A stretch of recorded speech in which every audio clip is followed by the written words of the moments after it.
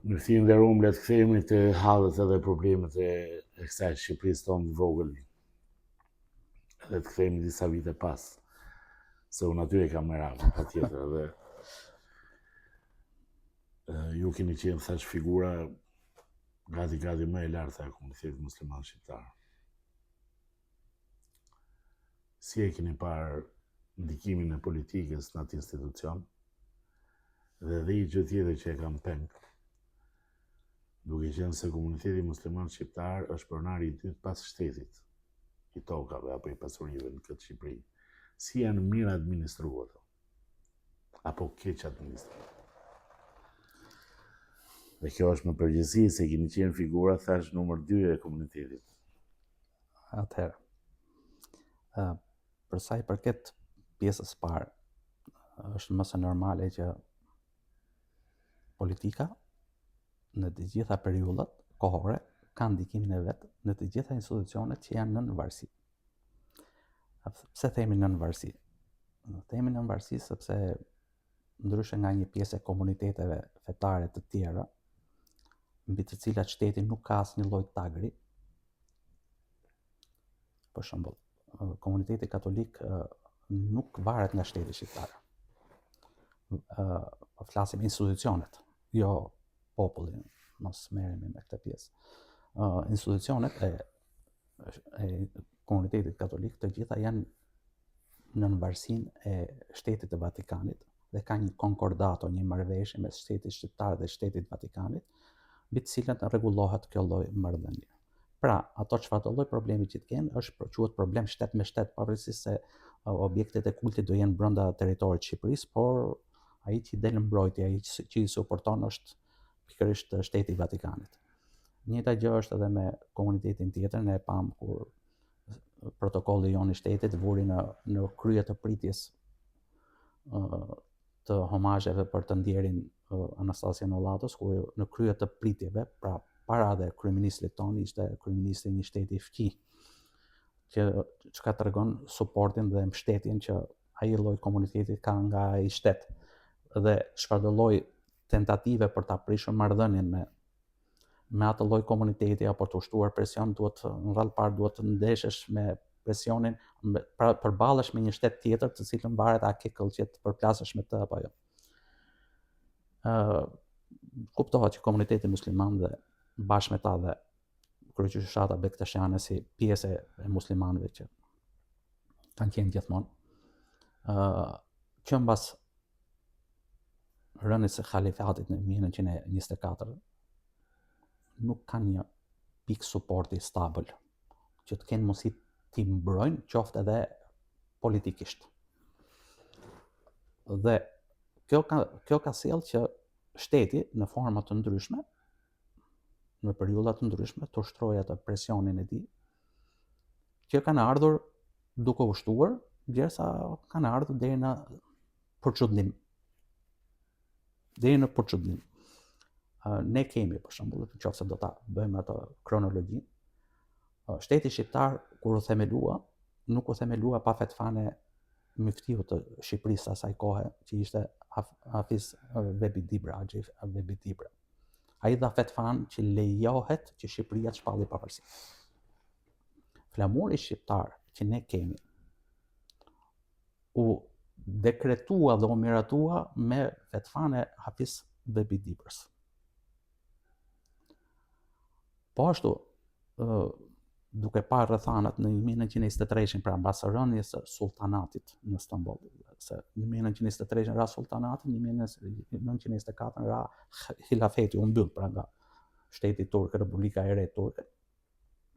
Në 1923 u themelua dhe Komuniteti Musliman i Shqipërisë si një institucion i pavarur tashmë nga hilafeti, megjithëse akoma nuk ishte mbyllur, por si duket vizioni i adetarëve, hoxhallarëve adetar në atë periudhë e panë të arsyeshme që ta krijojnë në mënyrë që mos rrim peng, ashtu siç u krijua apo siç u krijua dhe shteti shqiptar me lejen e Perandorisë Osmane, kur e parë Perandorisë Osmane që ne ato nuk mund të na mbronin më ne, atëherë para një lufte ballkanike më mirë mbroni çat mbroni, si thon dilni zot vetes çat mbesi. Sepse normalisht ne kemi që në 1913 janë vrarë rreth 50.000 ushtarë osman në mbrojtje të territoreve tona shqiptare nga pushtimi greko-serbo-malazezo-bullgar. Askush nuk e përmend te fakt. Atëherë, kemi mbi 50.000 të vrarë, pa llogarit nuk dihet se sa është numri që ka marrë pjesë në këtë. Dhe po flasim në një periudhë ku Shqipëria zyrtarisht ka shpallur pavarësinë nga Perandoria Osmane. Pra dhe ke mbi 50.000 ushtar osman të vrarë për mbrojtjen e territoreve shqiptare. Pra, e njëjta gjë në këtë rast kur pra adhetarët tanë, hoxhallarët tanë adhetarë, e panë të arsyeshme që të shputeshin para se të zhdukeshin. Dhe normalisht që u bë ajo shputja e komunitetit musliman nga pjesa e Stambollit. Mirë po, kjo gjë pastaj në momentet që qeveria filloi të forcohej mbas vitit 1928, filloi ndërhyrja e ministrit brendshëm, sepse deri në atë periudhë kanë në 1929 kanë qenë gjykatat e sheriatit që kanë qenë funksionale me Muftiun e Beratit, Tiranës, Shkodrës e tjerë marrë që kanë pas tagrin në shumë pjesë, në pjesën e trashëgimisë, në pjesën e çështjeve civile të martesave, të divorcit e tjerë marrë që organizoheshin nga gjykatat e sheriatit që ishin nga muftitë e mëdhenj që ishin në Shqipëri. Mirë po, prej atëherë filloi ajo ndërhyrje në politikë ku kemi debatet në Parlamentin e Shqipërisë për heqjen e Shamis, jo Shamis si mbulesë, por Ferexhes. Dhe kemi deklaratë të Nolit atëherë, të Zot Nolit, ku thotë që ne duhet ta lejmë këtë pjesë, mos përzihemi me pjesën e Shamis dhe fesë të tjera më radhë, sepse unë kur dal nga qyteti, nga Tirana dhe dal fshatrave, kudo që shkoj, gjej gratë të mjera që jo vetëm që s'kan nikab, në fjalë s'kan mbulesë fytyre, po i bi bret ku duhet punuar gjithë ditën, kështu që lejeni këtë pjesë, leja kohës të merret, mos u merrni me këtë gjëra. Megjithatë thash ka pas ndikim atëherë. Ndikimi më i madh që kur Zogu donte të bënte atë ligjin për heqjen e mbulesës, mirë po pengesa numër 1 ishte figura e një patriotit të shquar që ka qenë kryetari i Senatit të parë Shqipërinë në 1912, ka qenë nën-kryetar i qeverisë të Ismail Qemalit, pikërisht Haxhi Bebi Dibra, ai ishte kryetari i komunitetit musliman dhe nuk mundej para një autoriteti të tillë qeveria të megjithëse bënte presion, aq sa u detyruan më pas, e detyruan Hafiz Bebi Dibrën të jepte dorëheqje. Pra, ndikimi i shtetit për herë, po flasim në mbi institucionin e muslimanëve në Shqipëri, ka filluar prej atëherë e ka vazhduar normalisht me ardhjen e komunistëve në pushtet, pati ato ndërhyrjet e veta ku fillimisht caktuan si kryetar komuniteti një njeri që ishte zotni, por ishte me bindje komuniste ose pëlqime komuniste, mos themi me bindje se komunist domethënë pa fe, po ishte me pëlqime komuniste, mirë po nga që ishte njeri i mirë, nuk zgjati shumë edhe ai edhe e spostuan. Edhe pastaj vendosën njerëz cilët shkonin deri aty saqë u vonë në shërbim politikës. U vonë në shërbim politikës me të gjitha. Thuaj haptas. Me fjalë, u vonë në shërbim politikës me të gjitha. U vonë në shërbim politikës me të gjitha. Me të gjitha. Edhe me fetarizmin e tyre. Po, me afetarizmin e tyre të veshur me petkun e fetarizmit. Me afetarizmin e tyre të veshur me petkun e fetarizmit. Pra, po flasim deri në vitin 67. Kishte prej titullarëve, të cilët veprimet i kishin afetare, veshjen e kishin fetare. Për të vazhduar më pas mbas këtyre, mendoj që fillimisht personaliteti i Hafizit ka qenë determinant në ruajtjen e balancave.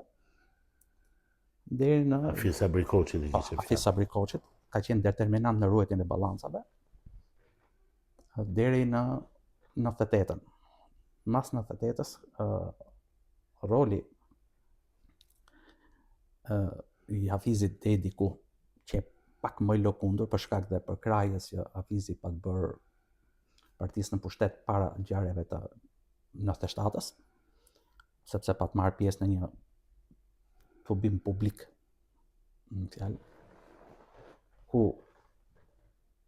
pastaj partia që erdhi në pushtet ja quajti për të madhe, dhe normalisht që filloi dal nga dal një ndikim më i madh akoma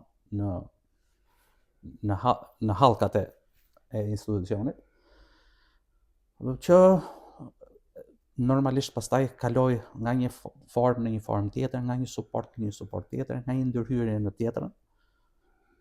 Dhe që ka qenë një nga arsyet që edhe unë pastaj u detyrova të jap dorëheqjen, sepse nuk isha i kënaqur që politikët kishte aq shumë ndikim në apo që ne të veheshim në shërbim të politikës, thonë më qartë.